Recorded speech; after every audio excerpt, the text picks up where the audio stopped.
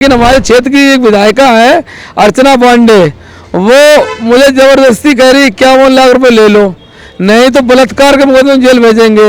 मेरी पत्नी को भी मरवाया रोड पे पीछे डलवा के। डिम्पल भाभी जी से न्याय की उम्मीद लेने आया हूँ और अगले दिन न्याय। पुराने समाजवादी रहे, अब लोग कह रहे हैं भाजपा में भाग गया है, ठाकुर है, तो कोई दिक्कत नहीं, हमारी गिनती कहीं भी करो, लेकिन शरीर के अंदर खून है वो लाल है, तो इसका मतलब समझ लीजिए हम कहाँ जाते हैं। जहाँ तो ठाकुर जरूर है, लेकिन वोट समाजवादी को दिया, जीवन देंगे, आगे भी देंगे। और सुब्रत पाठक ने करे शिवराम छोड़ दो, नहीं तो तुमको संगीन धाराओं में 307 में जेल भेजा, अब की बार भेजेंगे 302 में मर्डर में। अब बताइए हम कहाँ जाए साहब।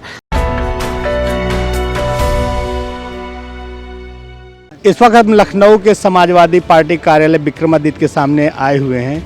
यहाँ पर एक नेताजी बैठे हैं जो ज़मीन पे आप दिखाइए इधर, ये अपनी तमाम सारी एफआईआर पेपर रख के ये न्याय की उम्मीद लेके बैठे हैं इस कार्यालय के। हम इनसे बात करेंगे इनको क्या समस्या और किन के खिलाफ इस तरह की ये प्रदर्शन कर रहे हैं जो बैठे हुए हैं। क्या नाम है आपका? जी राजेश सिंह चौहान नाम है हमारा, पुत्र नरेंद्र सिंह चौहान। तो चौहान जी ये बताइए, आप यहाँ अदालत पुलिस सब कुछ छोड़ के आप यहाँ सपा कार्यालय के सामने क्यों बैठे? ये हमारे कलयुग के कृष्ण जी हैं और इन्होंने हमारी हमेशा मदद की है। भले सरकार हो गई खिलाफ हमारे, लेकिन हमें न्याय यही मिला हमेशा और मुझे मिलेगा, क्योंकि माननीय श्रीमती डिम्पल भाभी जी ने हमारी बहुत मदद की। जब तक शरीर में खून है तब तक मुझे न्याय की उम्मीद बराबर है। लेकिन हमारे क्षेत्र की एक विधायिका है अर्चना पांडे, वो मुझे जबरदस्ती कह रही 51 लाख रुपए ले लो, नहीं तो बलात्कार के मुकदमे में जेल भेजेंगे। और जब उसमें काम नहीं चला उनका, तो रोज 2-4 लड़कियां मेरे मंडी में भेजती हैं, अच्छी अच्छी खूबसूरत, कि कैसे रहे चौहान चाय पी ले संग बैठ के। लेकिन हमको सरकार से 2 सुरक्षा गार्ड मिले हुए हैं, हमने लड़कियों को बंद कर रखा है वहाँ पे, सब कोई नहीं दिखाई पड़े आसपास, कैमरे 8 लगवा रखे हैं। जब उसमें भी फेल हो गई वो, तो मेरी पत्नी का 151 चालान करवा दिया। इंस्पेक्टर जितेंद्र चौहान है बोल रहे अभी तो ट्रेलर है, तो हमने फिर बोले तुम समाजवादी हो, हमने खून में तो लाल रंग है, समाजवादी पक्का है वह, उसमें कोई जरूरत बात तो है नहीं। तो अर्चना पांडे बोली जो अफसरवादी है, तो हमें पिटवाया थाने में। मेरी पत्नी को भी मरवाया रोड पे पीछे डलवा के, और बाद में चालान करके मुझे जेल में भिजवा दिया। और 10-10 लाख के मुचलक के हम लोग सभी छूटे हैं। उस दिन से हमारी पत्नी हाउसवाइफ हो गई अलग से, पिताजी पैरालिसिस के मारे हैं, 2 बेटे हैं, हालांकि हमसे बड़े बड़े लंबे हो गए।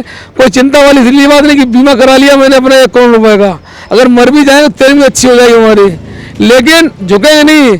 ये जो अर्चना पांडे है और सुब्रत पाठक, ये दोनों बिरादरीवाद निभाते हैं खींच के, कहते हैं तुम ठाकुर हो यहाँ से भाग जाओ बोरी बिस्तर समेट के लिए। तो मैंने कहा मैनपुरी चौहान है, हमको मुख्यमंत्री जी ने पूर्व ने भी आशीर्वाद दिया और वर्तमान ने भी आशीर्वाद दिया लोक भवन में कि ठाकुर कोई डरते नहीं लड़ते हैं। तो पृथ्वीराज चौहान वंशज लड़ेंगे। और आज मैं डिम्पल भाभी जी से न्याय की उम्मीद लेने आया हूँ और अगले दिन न्याय, कि कुछ ना करें, मेरी बात सदन के माध्यम से हमारे महाराज जी सुन लें, क्योंकि यहाँ पे एक NS चौहान है, वो फील्डिंग लगा देते हैं, मुझे मिलने नहीं देते हैं।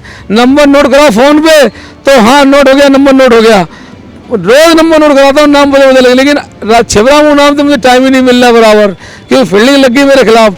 तो बताओ कैसे न्याय मुझे मिलेगा? राजा जो होता है प्रजा उनके यहाँ आती है, मुझे न्याय चाहिए। लेकिन साहब पता नहीं कैसी यहाँ पे मंडी है, मैं मंडी का चेयरमैन हूँ, हमारे लिए 6 व्यापारी कार्य करता है, और फिर भी साहब कोई कार्रवाई नहीं है। माफिया है राजीव सिंह गौर पुच्ची ठाकुर, उसने मेरे खिलाफ साहब जो है षड्यंत्र किया, पूरी मंडी को एकत्र किया और बाहर धरना प्रदर्शन दिलवाया। और तत्काल में जो मैं 10 प्रार्थना पत्र दे रहा हूँ, कोई कार्रवाई कोई मुकदमा नहीं लिखा जा रहा है, और उसका तत्काल में मुकदमा पंजीकृत कर गया मेरे खिलाफ। अगले दिन हमने उन लोगों से कहा भैया क्यों झूठा मुकदमा क्यों लिखा दिया? बोले भैया हमने कोई नहीं तहरीर दी, वो उस पट्टे लिख दिया।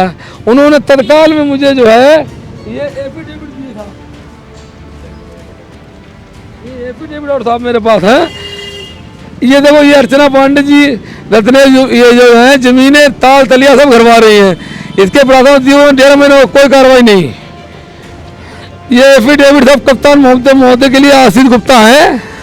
ये देखिए साहब, हमने किसी तरीके बोले, हमने किसी तरीके कोई भी कुछ नहीं दिया हुआ। देखिए आप, ये एफिडेविट साहब है, मतलब जो थाने गया ही नहीं है उसके नाम से हमारे खिलाफ मुकदमा लिखा जा रहा है 389 वगैरह में। हालांकि हम डरने वाले नहीं है, क्योंकि हम तो भाई पुराने समाजवादी रहे, अब लोग कह रहे हैं ये भाजपा में भाग गया है, ठाकुर है, तो कोई दिक्कत नहीं, हमारी गिनती कहीं भी करो, लेकिन शरीर के अंदर खून है वो लाल है, तो इसका मतलब समझ लीजिए हम कहाँ जाते हैं, वोट उन्हीं को दिया और वहीं देंगे। जहाँ तो ठाकुर जरूर है, लेकिन वोट समाजवादी को दिया, जीवन देंगे, आगे भी देंगे, कोई दिक्कत नहीं है। और सुब्रत पाठक ने करे शिवराम छोड़ दो, नहीं तो तुमको संगीन धाराओं में 307 में जेल भेजा, अब की बार भेजेंगे 302 में मर्डर में। अब बताइए हम कहाँ जाएं साहब। हम आप लोगों मार्फत से अपनी बात पूर्व मुख्यमंत्री जी के यहाँ रखने आए, मुझे न्याय दिलाएं, मुझसे मिलकर 2 मिनट मेरी बात सुने। ये मामला क्या, किस बात को लेके आपकी विधायक अर्चना पांडे, सांसद सुब्रत राव पाठक और कोतवाल सब खिलाफ क्यों आपके इतना? ये एक माफिया था अनुपम दुबे, उसका नेटवर्क साहब 6-7 जिलों में है बहुत भारी। तो उसका एक रिश्तेदार है रत्नेश दुबे छिट्टू, छिबरामू रहता है बिस्मिल रोड पे। इसने 2020 में जब माननीय मुख्यमंत्री जी से मिला 20 जनवरी को, तो इससे खिंचाकर मेरी गाड़ी पे 2 फरवरी में मेरा हमला कर दिया और मुझे जलाया, मुझे मारने का प्रयास किया।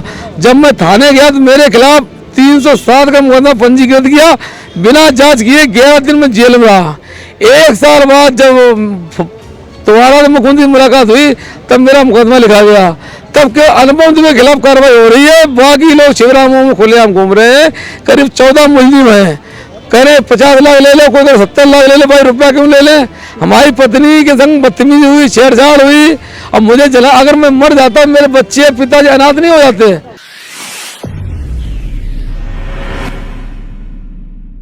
राहत सेवा संस्थान, सर्व मानव अधिकार, मानवता के लिए बढ़ते कदम में आप भी अपना सहयोग करें।